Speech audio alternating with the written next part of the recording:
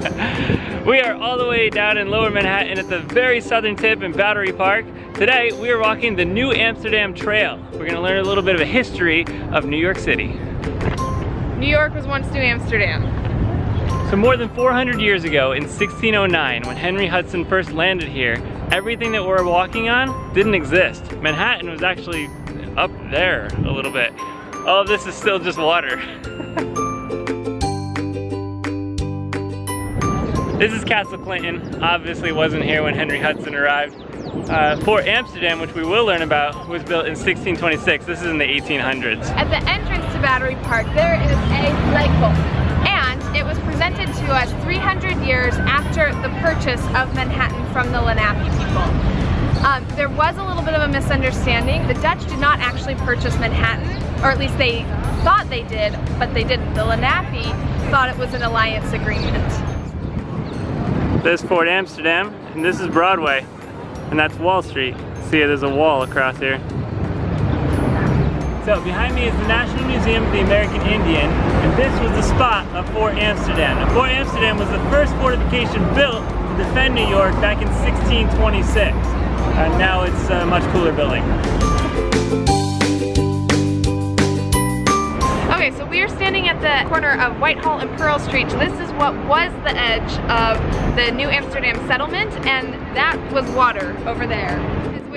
There was a French priest also visiting, and the population was about 500 people, and he reported on that visit that he had actually heard about 18 different languages being spoken, so it was already a mixing pot here in New York. In 1647, Peter Stuyvesant came in as the new director of the New Amsterdam settlement, and he ran a very tight ship, but it did grow a lot under him. You may know Peter Stuyvesant from Stuytown, which is still a little village on the east side. Not little, lots of big apartment buildings there. It's huge, but it's named after Peter Stuyvesant, who was the director of New Amsterdam. And now you know.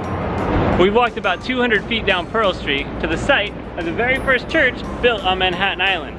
Now the preacher at this church has an awesome name, Evardus Bogardus, which we feel sounds like a Harry Potter spell. Evardus Bogardus! That was good. I like your stance. Solid. Now, Evardus Bogardus was a pretty controversial preacher because he preached against the autocracy of the Dutch West India Company, and he defended the spiritual rights of the enslaved Africans. So, they sent him back to the Netherlands for trial, but his ship sank before it got there. What? Evardus Bogardus.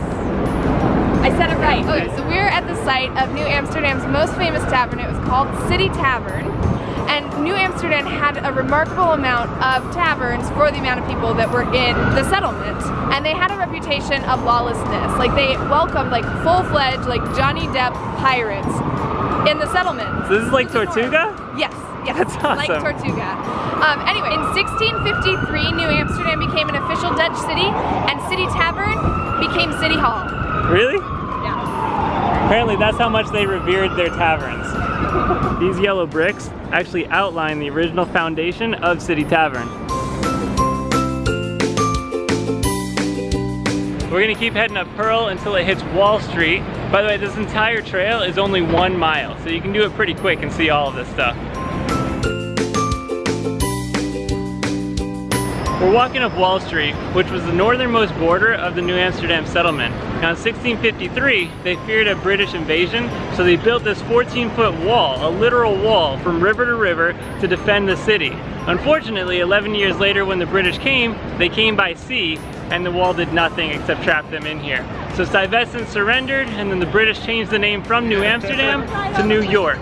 Now the name stuck, but the traditions of the Dutch stayed.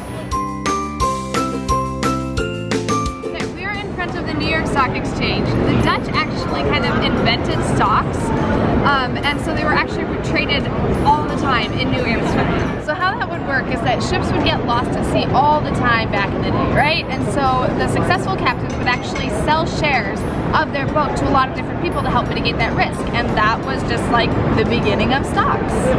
That's it for our New Amsterdam Trail tour. I hope you enjoyed it. We learned a lot. It was a lot of fun.